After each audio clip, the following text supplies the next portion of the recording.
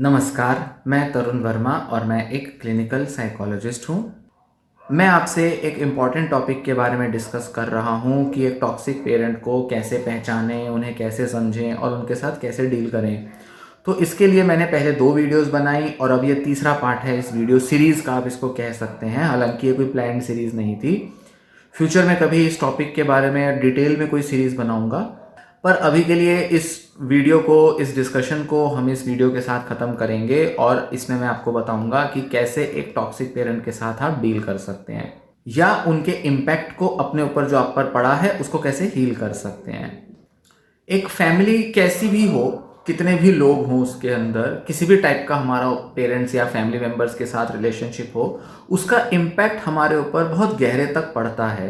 क्योंकि फैमिली जो होती है वो अक्सर हमारा पहला सोशल वर्ल्ड होता है, सोशल लाइफ होती है, जिसके साथ हम सबसे पहले और सबसे ज़्यादा, सबसे सिग्निफिकेंट पार्ट ऑफ टाइम अपनी लाइफ का स्पेंड करते हैं, इंटरेक्ट करते हैं। तो नेचुरली फैमिली का, रिलेशनशिप्स का हमारे सोचने पर, हमारी इमोशंस पर, हमारे behaviours, personality, perspective, view point, सब चीज़ों पर इफेक्ट पड़ता है। इससे ना ही सिर्फ हम खुद के बारे में अपना कुछ परसेप्शन बनाते हैं, जबकि रिलेशनशिप्स इन जनरल, मतलब आमतौर पर लोगों के साथ कैसे डील करना चाहिए, कैसे इंटरेक्ट करना चाहिए, ये भी हमारा फैमिली के थ्रू शेप होता है। लोगों के साथ कैसे डील कर रहे हैं, फ्यूचर रिलेशंस कैसे बना रहे हैं, फ्रेंड्स के साथ, अपने पार्टनर के साथ, बॉयफ्रेंड, गर्लफ्रेंड, हस्बैंड, वाइफ, अपने बच्चों के साथ कैसा रिलेशन बनाते हैं, इसका भी इम्पैक्ट पड़ता है कि आपने किस तरीके का फैमिली एनवायरनमेंट देखा है और आपके फैमिली में क्या क्या हुआ है। सो ना ही सिर्फ आपकी पर्सनैलिटी, आपका प्रेजेंट, आपका फ्यूचर भी डिटरमाइन होता है कि आपने अपनी फैमिली से क्या लिया है। तो अक्सर जो लोग एक टॉक्सिक फैमिली एनवायरनमेंट में बड़े होते हैं, अक्सर उनके दिमाग में यही एक परसेप्शन बनता है कि ये सब तो नॉर्मल है, ये सब तो होता है, ये सब तो हमारे साथ जो हुआ है ये तो हमारी लाइफ का पार्ट है। तो उसको नॉर्मल देखने की आदत हो जाती है। तो शायद अभी इस टाइम, या शायद आपने जब इस तरह की और जानकारी ली है तो पहली बार शायद ऐसा हो रहा होगा कि आप अपने साथ ये जो भी आपने फेस किया है, देखा है घर के अंदर, फैमिली के अंदर, खासकर कि पेरेंट के बिहेवियर्स में जैसा आपने देखा, समझा, उसको आप शायद पहली बार टॉक्सिक तरीके से देख पा रहे होंगे। पहली बार समझ रहे होंगे कि ये सब जो हुआ है तो टॉक्सिक था। Toxic family environment, toxic parent, toxic relationships, कुछ ऐसा आप देख रहे होंगे, आइडेंटिफाई करेंगे कि अब आप कह पाए कि ये सब टॉक्सिक था, ये मैं समझ पा रही हूँ, समझ पा रहा हूँ कि ये जितने भी पैटर्न्स थे, बिहेवियर्स थे, ये नॉर्मल नहीं थे। इसको एक बहुत ही आम एक टर्म दिया जा सकता है, टॉक्सिक, टॉक्सिसिटी, जहर, जहरीलापन, ऐसा एक नाम दिया जा सकता है। मतलब जब आप ये पहचानते हैं, जब आप ये जान चुके हैं कि क्या आपकी लाइफ में टॉक्सिक हुआ, कैसे हुआ, क्या वो पैटर्न्स हैं, क्या वो बिहेवियर्स हैं, अब इसे आप दूर करने की तरफ आगे बढ़ सकते हैं। दूर तभी करेंगे जब इसे टॉक्सिक की तरह पहचानेंगे, टॉक्सिक की तरह देखेंगे। नॉर्मल, यूजुअल, आम, बेसिक मानेंगे, मेरा नेचर, पेरेंट्स का नेचर, ये तो ऐसा ही होता है, ऐसा ही चलता है, ऐसी ही जिंदगी चली है, ऐसी ही चलती रहेगी, ये तो हर घर परिवार में होता है, हर घर के कलेश हैं, माँ बाप ऐसे होते हैं, बच्चे ऐसे होते हैं, उनको ऐसा होना चाहिए, वैसा होना चाहिए। ऐसी धारणाओं के साथ, ऐसी सोच के साथ चलोगे तो हमेशा अपने पेरेंट्स का इम्पैक्ट जो आप पर पड़ा है वो हमेशा फेस करोगे। जैसे कि बहुत आम होता है कि फादर मदर को मार रहे हैं, फादर बच्चे को भी मार रहे हैं, नॉर्मल बात मानी जाती है, ठीक है, ऐसा होता है, क्या बड़ी बात है। कल को जब वही बच्चा, मान लेते हैं फीमेल बच्चे की नज़र से लेते हैं, बेटी है, लड़की है, कल को वो अपने पति से मार खाएगी, उसको नॉर्मल लगेगा। क्यों? क्योंकि उसकी माँ पापा से पिटती थी, उसको लगता था कि ये तो नॉर्मल है, हर घर में होता होगा। मम्मी अगर पिट रही हैं तो वो अपने परिवार को बचाने के लिए ऐसा कर रही हैं, पापा को छोड़ती नहीं है, पापा को गुस्सा आ रहा है तभी तो मम्मी को मार रहे हैं, पापा कुछ ऐसा करते हैं जिससे कि गुस्सा आ जाता है, या मम्मी कुछ ऐसा करती हैं कि उनको गुस्सा आ जाता है, तो ऐसे में मारपीट तो होती ही है। पापा अगर मम्मी को मारते हैं तो वो प्यार भी तो करते ही हैं, मम्मी भी अगर मार खाती हैं तो बाद में तो मम्मी पापा आपस में एक हो ही जाते हैं, परिवार तो बन के रहा ही है, परिवार तो जैसे तैसे चल ही रहा है। तो जब वो बच्चा, वो लड़की जब यही सब देखेगी तो कल को जाकर उसका पति मारेगा, अब्यूज करेगा, एक्स्ट्रा मैरिटल अफेयर करेगा, कुछ भी करेगा, उसको लगेगा ये तो नॉर्मल है, परिवार बनाने के लिए तो ये सब करना ही पड़ता है, परिवार तो चलना चाहिए, आफ्टर ऑल शादियां तो तोड़ी नहीं जाती। वो ऐसा इसलिए करेगी लड़की क्योंकि उसकी मम्मी ने यही किया, उसके पापा ने यही किया, तो कल को अगर वो भी ऐसा एनवायरनमेंट देखती है तो कल को वो भी यही सब करेगी। तो फैमिली में, पेरेंट्स में जो हुआ है वो बच्चे की लाइफ में भी कैरी ओवर हो जाता है। या मान लीजिए पेरेंट्स आपकी परवाह नहीं करते, अपनी दुनिया में मस्त हैं, बिजी हैं, नेग्लेक्ट करते हैं, और अक्सर ये कॉमन एक नैरेटिव बन जाता है घर में कि बिजी हैं, काम धंधे वाले हैं, जॉब करते हैं, ध्यान नहीं दे रहे तो क्या हुआ, बच्चे अगर अकेले पड़े हैं, परेशान हैं, बीमार हैं, नीडी हैं, उनको कोई देख रेख नहीं कर रहा, तो नॉर्मल बन जाता है कि अगर कोई बिजी है तो उस टाइम पर उसको डिस्टर्ब नहीं करना, वो सच में बिजी होंगे। तो कल को जाकर उनका जो पार्टनर होगा वो भी अक्सर कहेगा मैं बिजी हूँ, और बिजी होने के नाम पर वो उनको इमोशनली नेग्लेक्ट करता रहेगा पार्टनर, तो अक्सर उसे नॉर्मल समझेंगे कि पापा भी बिजी रहते थे, मम्मी भी बिजी रहती थी, ध्यान नहीं देते थे, पापा मम्मी की केयर नहीं करते थे, मम्मी पापा की केयर नहीं करती थी, क्योंकि सब अपनी अपनी लाइफ में बिजी थे। तो कल को अगर उसका पार्टनर भी उसके साथ ऐसा करेगा और पीछे से चाहे वो कुछ और कर रहा हो, नेग्लेक्ट कर रहा हो, या उससे किसी भी तरीके का लव केयर ना करता हो, तो उसको नॉर्मल समझेगी, क्योंकि उसको लगेगा यही तो होता है, यही तो होती हैं रिलेशनशिप्स, आफ्टर ऑल उसके पीछे कोई रीजन है, वो सही कह रहा होगा या कह रही होगी। तो ऐसे हम नॉर्मल मान लेते हैं टॉक्सिसिटी को। तो ये सारी चीजों का जो इम्पैक्ट अगर आप पर भी किसी तरह से पड़ा है, तो एक बात ध्यान रखिए कि ये जो भी चीजें आपने लर्न की हैं, कंडीशनड हुए हैं आप, दिमाग किसी तरह से प्रोग्राम हो गया है, ये सब अनलर्न की जा सकती हैं, डीकंडीशन इनको किया जा सकता है। मतलब कि जो चीजें सीखी एनवायरनमेंट से ली, उनको अनलर्न करके कुछ नया सीखा जा सकता है, नई कंडीशनिंग्स की जा सकती हैं, कुछ अच्छा, बेटर, हेल्दी लर्न करके हम नेचुरली इन चीजों को हील कर सकते हैं, इनसे बाहर आ सकते हैं। पर पहले दो चीजें समझनी होंगी कि ये पैटर्न्स यूनिवर्सल परमानेंट नहीं है, ये ठीक किए जा सकते हैं, और एनवायरनमेंट से लर्न किए गए हैं, एनवायरनमेंट को बदलकर भी इन्हें चेंज किया जा सकता है। जब तक आप ये समझेंगे नहीं, जब तक आप इन टॉक्सिक बिहेवियर्स के होने को एक्सेप्ट नहीं करेंगे, इनको वैलिडेट नहीं करेंगे, तब तक आप इनको दूर करने की तरफ आगे नहीं बढ़ सकते। तो इसको समझना, पहचानना, एक्नॉलेज करना, वैलिडेट करना, और फिर इनको बदलने की तरफ बढ़ना, ये सारा अपने टॉक्सिक पेरेंट के इफेक्ट को हील करने का सबसे पहला स्टेप या रास्ता होता है। तो ये मानना पड़ेगा कि आप आज जो बने हो, जैसे आप शेप हुए हो, आपका नेचर वो आपके एनवायरनमेंट से हुआ है। समझेंगे उस इंपैक्ट को तो ही हटा पाएंगे। तो टॉक्सिक पेरेंट के साथ कैसे डील करें? सीधी सी बात है, आप अपने पेरेंट को बदल नहीं सकते। वो जैसे हैं वो बन चुके हैं, वो हो चुके हैं, आप उनको चेंज नहीं कर पाएंगे। पर अगर आप बाउंड्रीज रखते हैं, सही तरीके से अपनी लिमिट रखना सीख जाते हैं कि उनके साथ इंटरेक्शन में कितनी लिमिट होनी चाहिए, कैसी होनी चाहिए, अगर आप ये सीख समझ जाते हैं, तो नेचुरली आप अपने ऊपर आने वाला इम्पैक्ट मिनिमाइज कर सकते हैं, बहुत कम कर सकते हैं, ना के बराबर। ऐसा करने से सबसे पहले क्या फर्क आएगा कि आप खुद के कंट्रोल में आने लगेंगे और थोड़ी पावर महसूस करेंगे, थोड़ी ताकत महसूस करेंगे कि ना ही सिर्फ आपका अपने ऊपर एक कंट्रोल है, आप खुद को समझ सकते हैं, संभाल सकते हैं, ना ही सिर्फ ये होगा, बल्कि ये भी एक फील डेवलप होगा कि आपके पास कुछ तो ताकत है। आप जो पहले इतना पावरलेस, हेल्पलेस फील करते थे, कम से कम उसके अगेंस्ट, उसके उल्टे आपके अंदर थोड़ी सी क्षमता, थोड़ी सी कैपेसिटी तो बढ़नी शुरू होगी, जिससे कि आप डील कर सकें। तो बाउंड्री सेट करना, लिमिट सेट करना कि कैसे कितना इंटरेक्शन हो, ये सबसे पहला स्टेप होता है, जिससे कि पहले आप थोड़ा सा संभाल पाए खुद को और थोड़े होपफुल हो पाए कि हाँ, मैं अपने कंट्रोल में और मैं अपनी ताकत में आ सकती हूँ या आ सकता हूँ, और मैं कुछ कर सकता हूँ या कर सकती हूँ। आपको अक्सर लगेगा अपने टॉक्सिक पेरेंट के इफेक्ट की वजह से जैसे कि आप बंधे हुए हो, आप ओवरवेल्म्ड हो, आप उनके दबाव में हो, इन्फ्लुएंस में हो, और दबे हुए हो, एज इफ कि कोई आए और आपको इस बंधन से छुड़ाए, एज इफ कि कोई आपको वो परमिशन दे, अलाउ करे और आपको कहे कि अरे आप आजाद हो सकते हो, आप बाहर निकल सकते हो, आप जाओ, उड़ो, अपनी मर्जी से जो करना है करो।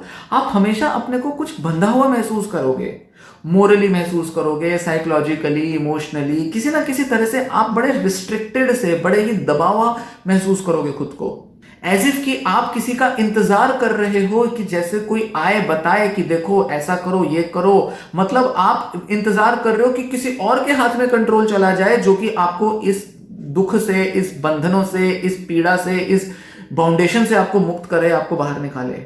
पर सच ये है कि सिर्फ आप ही खुद को वो परमिशन दे सकते हैं, खुद ही को अलाउ कर सकते हैं, खुद ही को कंट्रोल में ला सकते हैं। मतलब कि कोई और नहीं है जिसके हाथ में कंट्रोल देना है, कोई और नहीं है जो आके आपकी लाइफ को चेंज करेगा। सबसे पहले आपको खुद को अलाउ करना पड़ेगा कि मैं अपनी लाइफ को खुद को अलाउ करती हूं या करता हूं कि मैं अब इस बंधन, इस जाल से बाहर आऊं, इससे मुक्त हो जाऊं, इससे अपना एक एस्केप ढूंढ पाऊं। तो सबसे पहले आप खुद के बारे में अच्छा सोचना, खुद के बारे में यहां से बाहर निकलने का रास्ता ढूंढने की तरफ आगे बढ़ना, सोचना सीखेंगे, देखेंगे। वही आपका निर्णय, डिसीजन ही सबसे पहले मायने रखता है, इंपॉर्टेंट है। तो अपनी लाइफ पर अपना कंट्रोल हासिल करने के लिए, अपनी लाइफ को अपने मन मुताबिक जीने के लिए, अपने पेरेंट्स के कंट्रोल से हटकर अपने डिसीजंस के साथ आगे बढ़ने के लिए जरूरी होगा कि आप पहले जानें कि आपको क्या कंट्रोल करना है, क्या डिसीजन लेने हैं। आपके पास कोई प्लान हो सकता है, कोई तरीका आप ढूंढ सकते हो कि अगर ये किया तो इससे मैं इनके चंगुल से बाहर आ जाऊंगा या बाहर आ जाऊंगी। तो पेरेंट्स के चंगुल, पेरेंट्स के इंपैक्ट, इन्फ्लुएंस से बाहर आने के लिए आप देख सकते हैं कि कौन से डिसीजन, एक्शन आपको उनसे बाहर ला सकते हैं ताकि आप अपना कंट्रोल ले लें। You can take back control over your own life, ऐसा कर सकते हैं। तो सबसे पहले हम क्या करते हैं, बाउंड्रीज सेट करते हैं। बाउंड्री कोई ऐसा कोई लक्ष्मण रेखा नहीं होती कि एक्चुअल में बनी हुई है, फिजिकल बाउंड्री है कि घर में आपने एक बाउंड्री बना दी। बॉर्डर होते हैं, भारत पाकिस्तान का बॉर्डर जैसे कोई बाउंड्री, कोई फेंसिंग बना दी, यहां इसकी बात नहीं हो रही। एक इनविजिबल लाइन होती है ये, जो कि आप अपने और दूसरे के बीच रिश्ते में क्रिएट करते हो, जिसके बाद उसके आगे कोई पर्सन इंटरफेयर नहीं कर सकता, उसको क्रॉस नहीं कर सकता, उसको लांघ नहीं सकता। वो लक्ष्मण रेखा जो कि एक इमेजिनरी है, उसको लांघ नहीं सकता कोई। ऐसी एक बाउंड्री सेट करते हो और ये आप खुद अपने लिए सेट करते हो कि आपको कितना, कैसे, किस तरह से किसी के साथ इंटरेक्ट करना है, कितना किसी को रिएक्ट करना है, कितना किसी को जवाब देना है, कितना किसी की बात को स्वीकारना है, लेना है, एक्सेप्ट करना है। वो बाउंड्री आएगी तो ही एक शील्ड तैयार होगी, एक शील्ड, एक तरीके का एक इनविजिबल शील्ड तैयार होगी, दीवार तैयार होगी, जिसे कोई दूसरा आपकी इच्छा के बिना लांघ नहीं सकता, क्रॉस नहीं कर सकता। ये सबसे इंपॉर्टेंट है बाउंड्री सेट करने में। और ये फिजिकल, इमोशनल, वर्बल, किसी भी तरह की बाउंड्री हो सकती है। कोई क्या कह रहा है आपको, आप अलाउ करोगे, मतलब आप जो सुनना चाहते हो, जो आपको ठीक लगता है, आप अलाउ करोगे, वही सुनोगे, वही स्वीकार्य होगा जो आपको। इमोशनल हो सकता है, कोई आपको कैसा फील करा रहा है ये आपके हाथ में है। और फिजिकल हो सकता है, कोई आपको कितना छू रहा है, टच कर रहा है, मार रहा है, कैसे छू रहा है, कितना छू रहा है, ये सब आपके ऊपर डिपेंड करता है। इन तीनों लेवल पर आप एक बाउंड्री रख सकते हो, साइकोलॉजिकल, इमोशनल, फिजिकल, वर्बल, किसी भी लेवल पर बाउंड्री क्रिएट करना जरूरी हो सकता है। अलग अलग लेवल पर डिपेंड करता है कि कौन सी, कितनी बाउंड्री क्रिएट करने की आपको जरूरत है। डिपेंड करेगा कि दूसरा कौन सी बाउंड्री क्रॉस कर रहा है। ज्यादातर जो साइकोलॉजिस्ट हैं, साइकोथेरेपिस्ट हैं, वो तीन ऐसे इंपॉर्टेंट पॉइंट्स को जरूरी समझते हैं जो कि टॉक्सिक लोगों के साथ, खासकर यहां टॉक्सिक पेरेंट्स की बात हो रही है, जो कि किसी भी टॉक्सिक व्यक्ति के साथ हो सकता है, पर टॉक्सिक पेरेंट की बात हो रही है तो एक टॉक्सिक पेरेंट के साथ बाउंड्री रखने के लिए ऐसे तीन इंपॉर्टेंट पॉइंट्स, तीन इंपॉर्टेंट पहलू, बिहेवियर जो कि ध्यान में रखने जरूरी हैं, उनको इंप्लीमेंट करके अच्छे से एक अच्छी बाउंड्री, हेल्दी बाउंड्री सेट की जा सकती है। तो कौन से हैं ये तीन पॉइंट्स? सबसे पहले, अगर आप रियलाइज करते हैं कि हाँ, इस चीज में मुझे बाउंड्री रखने की जरूरत है, ये एक इंपॉर्टेंट एरिया पॉइंट है, कुछ भी हो सकता है वो, जैसे मैंने वर्बल, फिजिकल बताया, तो पूरे स्ट्रेट फॉरवर्ड रहें कि यहां इस तरह से इस मामले में बाउंड्री रखी जाएगी, रखूंगी मैं, रखूंगा मैं। मतलब उसके अंदर कोई कंफ्यूजन की कोई जगह नहीं, कोई फर्दर इंटरप्रिटेशन की कोई जगह नहीं। ये नहीं कि हाँ, इस सिचुएशन में ये हो सकता है, वो हो सकता है, हाँ उसने ये ऐसा किया, उसने वैसा किया, उसका ये मीनिंग था, उसका वो मीनिंग था। नहीं, क्लियर मीनिंग है, उसने ऐसा किया, उसने ऐसा बोला, उसने ऐसा महसूस कराया आपको, मतलब बाउंड्री डलनी जरूरी है। वहां पर पूरा स्ट्रेट फॉरवर्ड, सीधे तौर पे आपको अपनी बाउंड्री क्रिएट करनी है। नेक्स्ट इंपॉर्टेंट पॉइंट कि बाउंड्रीज के बारे में कम्युनिकेट करना जरूरी है, बहुत क्लियरली बात होना जरूरी है और कंसिस्टेंट रहना जरूरी है। जिस चीज को आप बाउंड्री मानते हो उसके बारे में ही बात करो, उसके बारे में क्लियर रहो और उसको, बाउंड्री को होल्ड करने के लिए हमेशा मजबूत रहो, उसका स्टैंड लेते रहो। मतलब अगर कुछ चीजों में पेरेंट्स आपसे अपनी बात मनवा रहे हैं और कोई पर्टिकुलर चीज है जिस पर आपको बार बार पुश कर रहे हैं, बार बार आपको दबाव डाल रहे हैं आप पर, या आपको मजबूर कर रहे हैं, नो कहने की आदत डालनी पड़ेगी। मतलब कुछ चीज़ें जिसके लिए आप राज़ी नहीं हो, आपको पसंद नहीं है, आप नहीं चाहते, आप परेशान हो जाते हो, आपको ज़बरदस्ती मजबूर किया जाता है, मना कर दो, नो बोल दो। और हर बार नो बोलना पड़ेगा, क्योंकि वो बार बार करते रहेंगे, वो बार बार आपकी पर्सनल बाउंड्रीज को क्रॉस करने की कोशिश करेंगे। बाउंड्रीज तो आपने सेट की है, उनको थोड़ी ना पता है कि ये क्या बाउंड्रीज हैं, क्या आपके दिमाग में चल रहा है, आप क्या सोचते हो। उनको तो यही लगता है आपको कंट्रोल किया जा सकता है। मतलब वो तो मानते ही नहीं क्योंकि बाउंड्री एग्जिस्ट करती है, पर आप क्रिएट कर रहे हो तो आपको रोकना पड़ेगा। साथ ही साथ ऐसे में ब्लेम्स ना दें, ना ब्लेम लें, शांत रहें, अपने को रिलैक्स रखें। कुछ बहुत बड़े बड़े एफर्ट नहीं लेने होते अपनी बाउंड्री मेंटेन करने के लिए, बहुत स्ट्रेसफुल नहीं होता ये। बड़े आराम से, शांति से, काम रहकर, शांत एकदम रिलैक्स रहकर भी अपनी बाउंड्री को रिस्पेक्ट किया जा सकता है, उसको कंसिस्टेंटली फॉलो किया जा सकता है। और साथ ही डिफेंसिव नहीं होना बहुत ज्यादा, बहुत आर्ग्यूमेंट, अपना को कुछ प्रूव करने की कोशिश कर रहे हैं, साबित करने की कोशिश कर रहे हैं, इन सब से आप बाउंड्रीज नहीं बनाओगे, और ज्यादा परेशान कर लोगे खुद को। ऐसे लगेगा जैसे फाइट कर रहे हो अपनी बाउंड्री रखने के लिए। नहीं, आराम से रखी जा सकती है अपनी बाउंड्रीज। बस आपको बहुत ही सिंपल, बहुत ही सिंगल से बिहेवियर्स आपको इंप्लीमेंट करने हैं, जिसको कि आप कंसिस्टेंटली फॉलो करो और उसके बारे में क्लियर रहो। क्लैरिटी, कंसिस्टेंसी जरूरी है, उसके बारे में कम्युनिकेट होना जरूरी है, उसके बारे में सामने वाले को बोलना जरूरी है, ये मुझे पसंद नहीं, ये मैं नहीं चाहती, नहीं चाहता, दैट्स इट। इसके ज्यादा कोई बहुत एक्सप्लेनेशन, जस्टिफिकेशन, एक्सप्लेनेशन कुछ देने की जरूरत नहीं, कोई वकालत करने की जरूरत नहीं। तीसरा एक टिप होगा कि जब आप अपनी बाउंड्रीज को फॉलो कर रहे हो तो चेक करते रहो, इवेल्युएट करते रहो कि सब ठीक चल रहा है। मतलब आप अपनी बाउंड्रीज को मेंटेन कर पा रहे हो, और क्या दूसरे वाले के बिहेवियर में चेंज आ रहा है क्योंकि आपने बाउंड्री सेट की है। मतलब पेरेंट्स के बिहेवियर में चेंज आया कि नहीं आया, क्योंकि आपको उस बाउंड्री वाले बिहेवियर से अपने को रीइंफोर्स करना पड़ेगा, देखना पड़ेगा, रियलाइज करना पड़ेगा कि ये सब चीजें वर्क कर रही हैं, ये मैंने किया, इसका इंपैक्ट पड़ रहा है। मतलब पेरेंट्स चेंज हो रहे हैं, वो अब आपकी बाउंड्री में इंटरफेयर करने की, उसको क्रॉस करने की कोशिश नहीं कर रहे। मतलब कहीं ना कहीं डायरेक्टली या इनडायरेक्टली मैसेज पहुंच रहा है।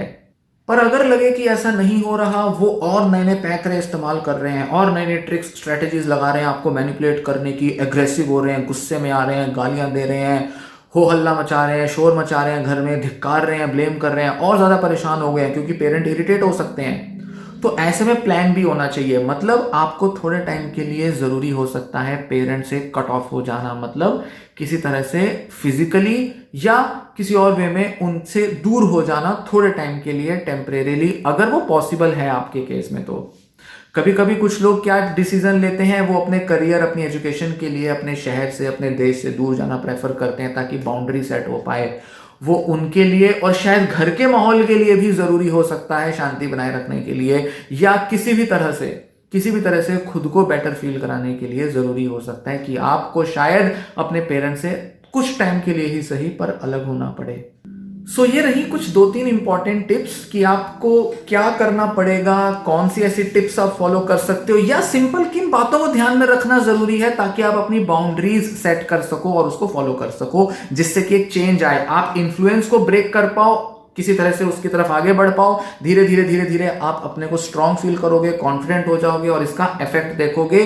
तो ये सारा जो बेसिक पार्ट है बाउंड्री सेट करना, ये सबसे पहले और सबसे ज्यादा जरूरी एस्पेक्ट है जो कि किया जाना चाहिए। तो थोड़ा सा आपको क्या करना है इस पूरे हीलिंग प्रोसेस में, आगे इस पर डिस्कस करते हुए मैं बताऊंगा कुछ पॉइंट्स, कि आपको थोड़ा सा रिफ्लेक्ट करना है अपने चाइल्डहुड के बारे में, अपने बारे में, वो सारे छोटे छोटे जो भी बिहेवियर्स हैं जिस पर कि आपको लगता है कि पेरेंट्स का इम्पैक्ट है, इन्फ्लुएंस है, उसको नोटिस करो। बचपन से कहाँ से आ रहा है, किधर से उसका पैटर्न चलता हुआ आ रहा है, किस किस तरीके से आपने अपने पेरेंट्स की बातों को मान लिया, उनसे इन्फ्लुएंस हो गए, उनकी बातों में गिव इन करके कंट्रोल हो गए उनके द्वारा, अपनी तरफ से पूरी कोशिश की चेंज करने की, अपने डिसीजन, अपने ड्रीम्स, विशेष को पूरा करने की, नहीं हो पाया। पूरा पैटर्न, पूरा सब जो भी हिसाब किताब चला है उसको देखो, एनालाइज करो, समझो, उसके छोटे बड़े जितने इम्पैक्ट देख सकते हो, रियलाइज कर सकते हो, उसको जानो। देखो कि वो उनके बिहेवियर, उनकी बातें आपको कैसा फील कराती हैं, क्या सोचने पर मजबूर करती हैं, गुस्सा कितना आता है, क्रिमिनल थॉट्स भी आ सकती हैं, सुसाइडल थॉट्स आ सकती हैं, घर से भागने की, जाने की, कुछ भी थॉट्स आ सकती हैं। ये सारी थॉट्स जो वो आपको महसूस कराते हैं, आपके मन में मजबूर कर देते हैं आपको लाने के लिए, आपके बिहेवियर्स को चेंज करते हैं, वो सारी चीज का एक पूरा एक एनालिसिस अपना रेगुलर जरूर करो कि कैसे इंपैक्ट पड़ रहा है उनका आपके ऊपर या पड़ता आया है। सबसे अच्छा तरीका होता है, जो कि आजकल बहुत ज़्यादा भी रिकमेंड किया जाता है और लोग करते भी हैं और उन पर असर भी आता है, वो है जर्नलिंग। लिखना शुरू करो अपने बारे में, अपने पास्ट एक्सपीरियंसेस और इन सब चीज़ों के बारे में लिखो कि कैसे हुआ, क्या हुआ। आप ज़्यादा क्लियरली उसे प्रोसेस कर पाओगे, सोच पाओगे, उसके ऊपर पूरा सेल्फ रिफ्लेक्ट कर पाओगे।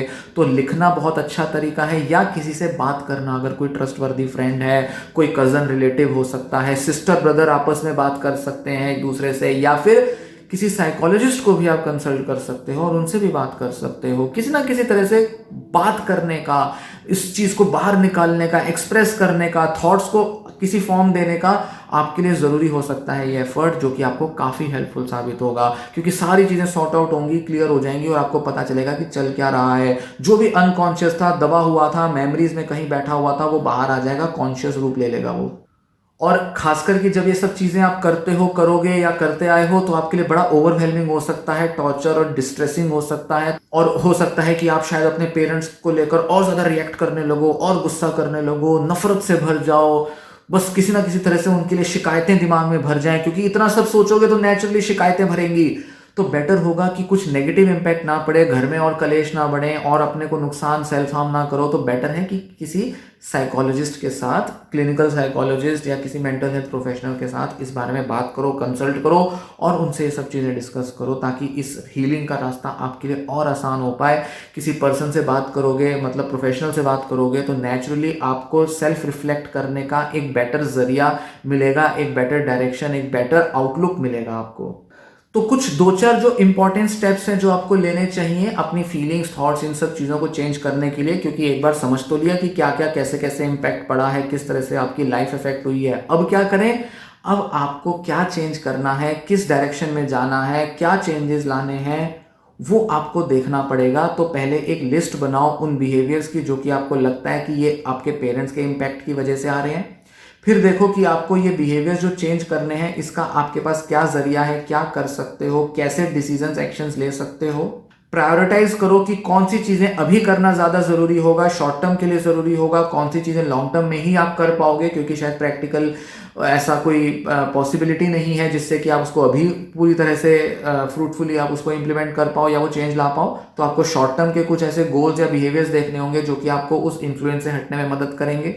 देखो कि आपको जो पास्ट के जो बिहेवियर्स हैं, जो कि आपने पेरेंट्स से लिए हैं या खुद के बिहेवियर्स हैं, वो आपको कैसा फील कराते हैं, कैसा सोचने पर मजबूर कराते हैं, और साथ ही आप कैसा फील करना चाहते हो, आप इस सिचुएशन में क्या करना चाहते हो, क्या कर सकते हो, कैसा फील करना चाहोगे, ये लिख लो, इसके बारे में लिस्ट बना लो, ताकि आपको एक डायरेक्शन मिले कि इस फीलिंग और इस थॉट के लिए मुझे क्या करना पड़ेगा, ताकि आपको वो क्लैरिटी आ पाए। फिर आप उन एक्शंस, उन डिसीजंस और उन बिहेवियर्स को डिसाइड करो। नेक्स्ट पॉइंट ये होगा कि आप जिन्हें इंप्लीमेंट कर सकते हो कि मैं ऐसा करूंगा या ये करूंगी जिससे कि मेरे अंदर ये डिजायर्ड चेंज आए, मैं इन्फ्लुएंस को उनकी ब्रेक कर पाऊं, पेरेंट्स की बाउंड्री रख पाऊं और अपनी फीलिंग्स और थॉट्स को चेंज कर पाऊं। तो पहले आपको पास्ट को देखना है, फिर उसके बाद अपनी फीलिंग्स और थॉट्स को देखना है, फिर उनके अंदर क्या चेंज चाहिए वो आपको डिसाइड करना है, फिर वो बिहेवियर आपको इंप्लीमेंट करना है कि आप कैसा फील करना चाहते हो, कैसा सोचना चाहते हो, वो आपके कंट्रोल में, आपके ऊपर डिपेंड करेगा, पूरी तरह से वो आपके ऊपर बेस्ड हो।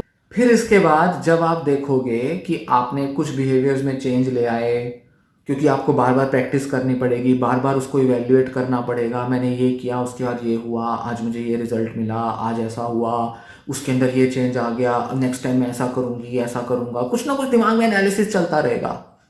तो जब आप देखते हो कि कुछ बिहेवियर्स में चेंज आ गया है, कुछ का फायदा हो गया है, अब नेक्स्ट की तरफ बढ़ जाओ, तो आपको वो प्रैक्टिस भी करनी पड़ेगी और बार बार कंसिस्टेंटली उस बिहेवियर को होल्ड करना पड़ेगा, कंसिस्टेंटली फॉलो करना पड़ेगा। और कई बार ऐसा होगा कि आप भूल जाओगे, आप फिर से पहले वाले पैटर्न की तरह बिहेव करोगे, फिर से आप बिल्कुल उनके इन्फ्लुएंस में आ जाओगे, आपको फिर से ट्रैप्ड सा फील लगेगा, आपको लगेगा मैंने फिर वही कर दिया, फिर वही सोच लिया। कोई दिक्कत नहीं है, क्योंकि आप अपने को सही डायरेक्शन में लेकर जा रहे हो और काफी स्टेप्स ले चुके हो, तो आप उसमें से दोबारा वापस प्रेजेंट में रिटर्न कर सकते हो, अपनी स्ट्रेटजीज, अपने टैक्टिक्स पे दोबारा से रिटर्न करके दोबारा से नए स्टेप्स, एक्शंस ले सकते हो। या उन्हीं एक्शंस को जो आप ले रहे थे कंटिन्यू कर सकते हो, ताकि आप फिर से वही फील करो जैसा कि आप चाहते हो फील करना। तो कभी कभी आप पीछे रिग्रेस कर जाओगे, पीछे वापस लौट जाओगे, कई बार आप भूल जाओगे, कई बार आपका कंट्रोल नहीं रहेगा, कई बार सिचुएशन ऐसी होगी जो आपको फिर से थोड़ा पहले जैसा महसूस कराएगी, कई बार स्ट्रेस बढ़ जाएगा, या कोई डिसीजन ऐसा लेना होगा जहां आपको लगेगा कि सारा जो नया चेंज आया था वो सब मिट्टी हो गया और मैं फिर पहले जैसा हो गया या हो गई। कई बार ऐसा लगेगा, पर चेंजेस धीरे धीरे आते हैं, ऐसा ध्यान में रखिए। एकदम से कोई बड़े चेंज नहीं आते, सालों की कंडीशनिंग, सालों का इंपैक्ट जो है उसको ऐसे कुछ दिनों कुछ हफ्तों में तो नहीं तोड़ सकते। तो इसलिए पेशेंस के साथ आराम से धीरे धीरे आप चेंज करिए, फ्री होके, फ्री माइंड के साथ, रिलैक्स होके, थोड़ा पीछे जाओ, थोड़ा प्रेजेंट में आओ, थोड़ा फ्यूचर पे देखो, करते करते जैसे तैसे करके आप धीरे धीरे आगे बढ़ते हो और अपनी कंडीशनिंग को तोड़ सकते हो। तो इसलिए फोकस अपने उस बिहेवियर पर रखो जो आप लाना चाहते हो, और साथ ही उसको जो आपसे छूट गया फिर से उसको कैसे फॉलो किया जाए, बस इस पर ध्यान देना है। कोई बहुत ज्यादा परेशान नहीं होना, बहुत ज्यादा खुद पर भरोसा नहीं छोड़ना, या अपनी स्ट्रेटेजी पर भी भरोसा नहीं छोड़ना। ये नहीं कि एक बार किया था तब तो हो गया, अब तो हो नहीं रहा, ऐसे थॉट्स में नहीं पड़ना। अब दोबारा करो उसको फॉलो, दोबारा आप आगे इंप्लीमेंट करके दोबारा से आगे कंटिन्यू कर सकते हो। कुछ भी हो, दिमाग में बस एक बात रखनी है कि आपको इन चीजों से, इस इम्पैक्ट से बाहर आने के लिए कुछ ना कुछ स्टेप्स लेने हैं, और आप आगे अच्छे बन सकते हो, अपने को बदल सकते हो और इस इम्पैक्ट को तोड़ सकते हो। चाइल्डहुड की, अपने फैमिली के इन पैटर्न्स को समझने में बड़ी दिक्कत आएगी, बड़ी परेशानी आएगी, बहुत सा स्ट्रेस आप फेस करोगे, बहुत सा ट्रॉमेटिक आपके अंदर थॉट्स, मेमोरीज आ सकती हैं, ट्रिगर हो सकती हैं, बहुत डिफिकल्ट हो सकता है। पर धीरे धीरे उम्मीद बांध के रखोगे, उम्मीद के साथ चलोगे तो इन चीज़ों को बदल दोगे, अपने लिए बेटर कुछ ना कुछ आउटकम ले ही आओगे। बस एक बात ध्यान में रखो कि आप कमिटेड हो अपने अंदर चेंज लाने के लिए। आप चाहते हो, बहुत डीप डाउन चाहते हो कि आप अपनी लाइफ को बदलना चाहते हो, खुद को बदलना चाहते हो। आप इसमें अकेले नहीं हो, आपकी तरह ऐसे बहुत से लोग हैं जो इसी चीज़ से गुजर रहे हैं, वो भी किसी ना किसी तरह से स्ट्रगल कर रहे हैं, वो भी अपने को बदलने में लगे ही हुए हैं। आप कमिटेड हो, आप अपना फ्यूचर अच्छा चाहते हो, आप अपनी मेंटल हेल्थ अच्छी करना चाहते हो, क्योंकि आपके बहुत सारे मेंटल हेल्थ इश्यूज सिर्फ इस बैड पेरेंटिंग और इस टॉक्सिक पेरेंटिंग की वजह से ही हुए हैं। बहुत सारे इन इश्यूज़ को आप हील कर सकते हो, आगे बेटर अपनी लाइफ बना सकते हो, बेटर एक्शन डिसीजन लेने वाले बन सकते हो, स्टेबल स्ट्रॉन्ग पर्सनालिटी बन सकते हो, और किसी भी तरीके की पेरेंटल इन्फ्लुएंस से फ्री होकर अपनी एक अलग इंडिविजुअल आइडेंटिटी और अपनी खुद को लेकर एक अच्छी सोच बना सकते हो, जिसमें कि पूरा कंट्रोल आपका अपनी लाइफ पर हो और आप एक बेटर इंडिविजुअल की तरह फ्री और एक बिल्कुल ओपन माइंडेड होकर अपने डिसीजन एक्शन ले सको और अपनी लाइफ को एक सही डायरेक्शन और गाइडेंस दे पाओ, खुद से गाइडेंस ले पाओ, खुद को डायरेक्शन दे पाओ। सेल्फ डायरेक्शन सबसे अच्छी एक क्वालिटी है जो हम लर्न कर सकते हैं। तो ऐसे में आप इस डायरेक्शन में सही तरह से बढ़ो, सही तरह से आगे आप कुछ प्रोग्रेस करो, अपनी मेंटल हेल्थ को बेटर करो, ऐसी मैं उम्मीद करता हूँ। और इस वीडियो से जो भी आपको जानकारी मिली, जो मैंने पूरे 3 पार्ट्स में दी, काफ़ी डिटेल एलैबोरेट जानकारी थी, उम्मीद है ये सब आपको पसंद आया होगा, इनसाइट्स मिलेंगी, आपको हेल्प करेगा, आपको आगे बढ़ने में शायद कुछ ऐसे आइडियाज़ मिले जो कि आपको हेल्प करें, और इसके बारे में और पढ़ सकते हो और जान सकते हो। आगे भी कुछ वीडियोज़ बनाऊंगा इस बारे में। इस टॉपिक पर मेरी ये करीब पहली ही वीडियो है, इससे मिले जुले कुछ 1-2 और टॉपिक्स पे वीडियोस बनाई हैं, पर टॉक्सिक पेरेंटिंग पर ये मेरी पहली वीडियो है, तो इसलिए थोड़ा लंबी वीडियो थी, 3 पार्ट्स में थी। एक वीडियो बनाता तो शायद 1 घंटे की हो जाती, पर 3 पार्ट्स में है। थोड़ा थोड़ा करके सुने, देखें, जो भी आपको समझ आया अपने साइकोलॉजिस्ट से जाके बात करें, इन चीज़ों को और एलैबोरेट करके और डीपली समझने की कोशिश करें। आपकी लाइफ में ये चीज़ों का क्या इम्पैक्ट पड़ा है, क्या इनका रोल रहा है, इसको समझने की कोशिश करें। आप कर सकते हैं, कर लेंगे। कुछ लोगों के लिए बहुत डिफ़िकल्ट होगा, कुछ लोगों के लिए ज़्यादा डिफ़िकल्ट नहीं होगा, क्योंकि वो काफ़ी चीज़ें समझते ही होंगे। इतना इंटरनेट पर मटेरियल वगैरह अवेलेबल है, तो फिर हम थोड़े एजुकेटेड और नॉलेजेबल हो ही जाते हैं आज के ज़माने में। पर फिर भी अगर आपको दिक्कतें आ रही हैं, परेशानी आ रही है, और शायद ये अगर वीडियो में दी गई इन्फॉर्मेशन आपके लिए बिल्कुल नई, बिल्कुल ओरिजिनल, यूनिक है, तो बहुत ज़रूरी है कि आप एक साइकोलॉजिस्ट से ज़रूर मिलें। तो ये सारी वीडियो में जानकारी अगर आपको पसंद आई हो, वीडियो को लाइक कर लें। इस वीडियो में जो दी गई इन्फॉर्मेशन है आपको पसंद आई हो, उसे फॉलो करें, इसके और रिसोर्सेज सर्च करें। ऐसी ही वीडियोस को और सुनने के लिए, ऐसी ही और वीडियोस देखने के लिए चैनल के साथ बने रहें। चैनल सब्सक्राइब कर लें, भाई ज़रूरी है चैनल सब्सक्राइब करना। इस तरीके की इन्फॉर्मेशन को आप बार बार देखेंगे और दूसरे लोगों को भी ये फॉरवर्ड हो जाएगी, क्योंकि सब्सक्राइब होगा चैनल तो यूट्यूब का एल्गोरिथम इसे और लोगों को रिकमेंड कर देगा। और साथ ही आप इसे शेयर कर दें किसी ऐसे पर्सन के साथ जिसको इस इन्फॉर्मेशन से फ़ायदा हो सकता है। तो ये वीडियो मैं यहीं समाप्त करता हूँ। ये सीरीज़ जो है 3 वीडियो की काइंड ऑफ मिनी सीरीज़, ये भी यहीं समाप्त करता हूँ। धन्यवाद।